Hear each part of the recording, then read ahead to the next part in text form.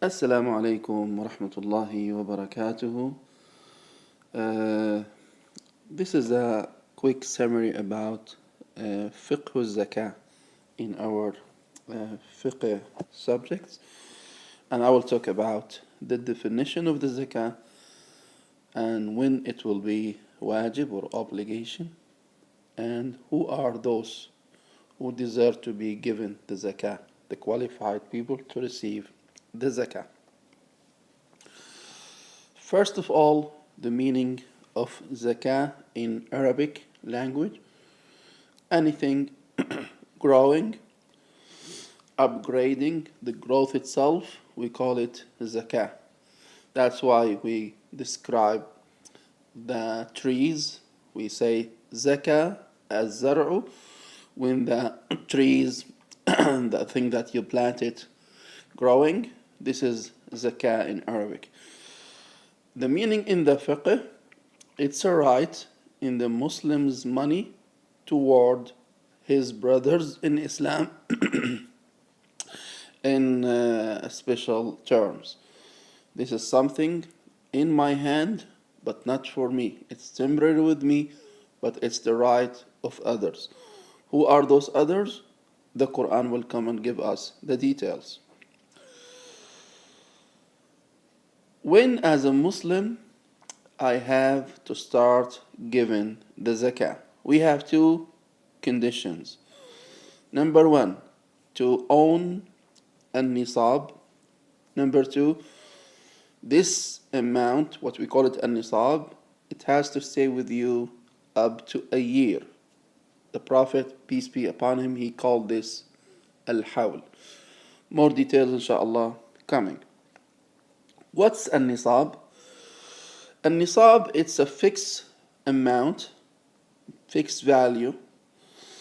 This fixed amount is the cost of the 85 grams of gold with the price of the market on that day. The 85 came from hadith in Nabi sallallahu alaihi wasallam. This is not the time to explain how we brought this up, but the moment that I own the money equal the cost of 85 grams of the gold, in that day I have to remark that day I own a nisab. Now I will not pay zakah until this nisab, this amount of money, stay with me for a year without using it in my daily life. So this is the condition.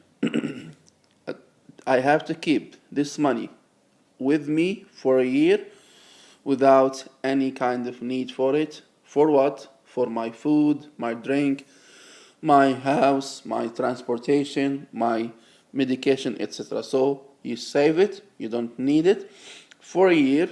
After a year, at the end of that year, we will start calculating our zakah as the following. So that's why it's very important to put down the date and the time that I own the nisab, because it's a farida. It's something very important. You remember, brothers and sisters, like the insurance card that you have for your car, they will tell you Monday, 12 noon, 2015, for example, your expiration. Zakah is the same thing. So I have to put in my mind, if I own the nisab in April 4th, 2015, I have to calculate my zakah and put in my mind how much I have to give in April 4th, 2016 in the same time. Now, we said a nisab is amount of the cost of 85 grams of gold. If I assume that the gram price in the market is $10, means the moment that I will own 850 over my daily need, in that time I have to start counting the hawl, the year. At the end of the year, what I have to do, after this hawl, what I have to do, I have to calculate all what I have on that day. all what's in my hand, all what I own on that day, then I will make the calculation times 2.5%. More details about what I mean by all what I have. Absolutely, if I have cash, if I have gold, silver, if I have market shares or a stock market, if I have merchandise, if I have real estate. What I will do, I will calculate the value of all what I have, put them together, and make the calculation 2.5%. It's not my right, it's the rights of others in my hand. Now the question is, what about if I have something is not growing? We said zakah just in the growing money, growing wealth, growing income. But your own house, the jewelry of your wife, the cars that you use, the furniture, the clothes, the real estate that you live in, this is not subject to be in the calculation of the zakah. Why? Because this is for using.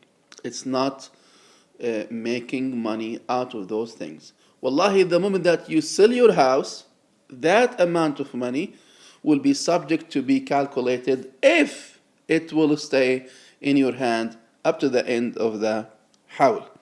So it's very accurate. By the way, some people they thought every single penny I have it has to stay with me a year. This is not correct. The hawl all the year just for the amount of nisab, which is the minimum. Now the major question, who are those who deserve to be given the zakah? Who are those who are eligible to receive the zakah? How can I divide my zakah? Absolutely, the ayah is very clear. When Allah explained to us, He says, إِنَّمَا الصَّدَقَاتُ. Your zakah, it's not for anybody except for the following. Number one, لِلْفُقَرَاء. Number two, وَالْمَسَاكِينَ. Al-faqir, different than al-miskin. This is how Arabic language goes. If you have conjunction between two nouns, means they are not the same. Al-faqir, the definition of the faqir, the one that he has income and he has expenses, but his expenses over or more than his income. He is faqir and he deserves to be given zakah.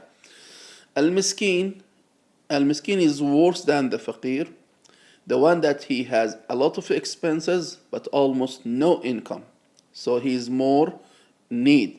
That's why when Allah mentions al-masakin in the Quran, most of the time he used to say it'am, to feed. To that limit, to that level, they don't have even food to eat. Al-amilina alayha, those who are working to collect the zakah. Al-mu'allafati qulubuhum, the people that they are very interesting to become Muslims or they are new Muslims.